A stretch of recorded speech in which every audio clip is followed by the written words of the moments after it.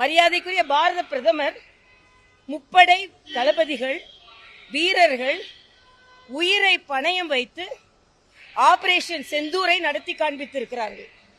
உங்களுக்கு மத்திய அரசு மீது தான் துவேஷம் இருந்ததுன்னா அந்த முப்படையை பாராட்டியான ஒரு தீர்மானம் நிறைவேற்றி இருக்கலாம். 7வது தீர்மானம் என்ன தெரியுமா? உதயநிதிக்கு எல்லா விதத்திலும் துணை போவார்களாம். ஒரு திமுக பொதுக்குழுல அது என்ன தீர்மானம்?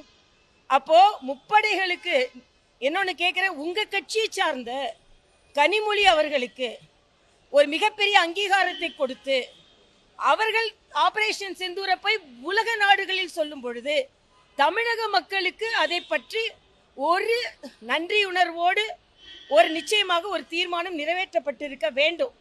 ஆக எல்லாவற்றையுமே அரசியலாக்க, நாட்டின் பாதுகாப்பையும் அரசியலாக்காதீர்கள். 7வது தீர்மானம் உதயநிதி உதயநிதி எதற்காக இப்பொழுது அவருக்கு துணை நிற்கிறார்கள் என்று எனக்கு தெரியவில்லை. இடையில எல்லாம் வர சில பிரச்சனைகள்னால துணை நிற்கிறார்களா புரியல. இல்லைன்னா அவங்க ஃப்ரெண்ட்ஸ் எல்லாம் வேற வேற ஊருக்கு ஓடி போனாங்களா அதுக்கு துணை நிற்கிறாங்களா தெரியல. அதே மாதிரி வக்ஃபோடு சிறுபான்மையினருக்கு எதிரானதுன்னு சொல்றாங்க. இல்ல, எல்லாவற்றிற்கும் மேலாக 14வது தீர்மானத்துல ஒரே நாடு ஒரே தேர்தல் ஒரே தேர்வு அப்படின்னு மத்திய அரசு மக்களை பிரித்தாள பார்க்கிறது என்று சொல்கிறார்கள்.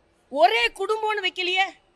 அதனால இன்னைக்கு காலத்துல என்னொன்னு ஏமாளிகள் என்று கோமாளிகள்னு சொல்றாரு.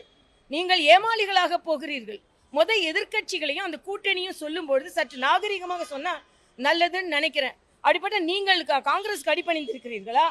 எந்த விதத்துல நீங்க இலங்கை தமிழர்களை கொன்ற காங்கிரஸுக்கும் அவசர நிலை பிரகடனம் கொண்ட காங்கிரஸும் நீங்க என்ன கூட்டணி வைத்தீர்கள்? ஏன் கூட்டணி வைத்துக் கொண்டிருக்கிறீர்கள்? அப்ப அதிமுக பாஜக கூட்டணி ஏன் விமர்சனம் செய்ய வேண்டும் என்று நான் கேட்கிறேன். இது வாகை சூடும் கூட்டணி எல்லாம் இல்ல. நீங்க பாத்தீங்கன்னா அங்க போகும்போதுதான் தெரியும். ஓரணியில் தமிழகம் இல்ல, தள்ளாடும் தமிழகமாக இருந்து கொண்டிருக்கிறது. இன்னைக்கு பஸ் கட்டணம் 4200 ரூபாங்க. ஆம்னி பஸ் கட்டணத்தை உங்களால கட்டுப்படுத்த முடியல. எல்லாவற்றுக்கும் மேல 12வது தீர்மானம் ரயில்வேயில் தமிழக அரசுக்கு உதவாத ரயில்வேக்கு கண்டனமா. வந்தே பாரத் இந்தியாவிலேயே அதிக வந்தே பாரத் போடப்பட்டிருக்கிறது. இங்க இந்த கோவைக்கு கூட நம்ம அவ்வளவு அவசரமும் 4-5 மணி நேரத்துல வந்துடுறோம்.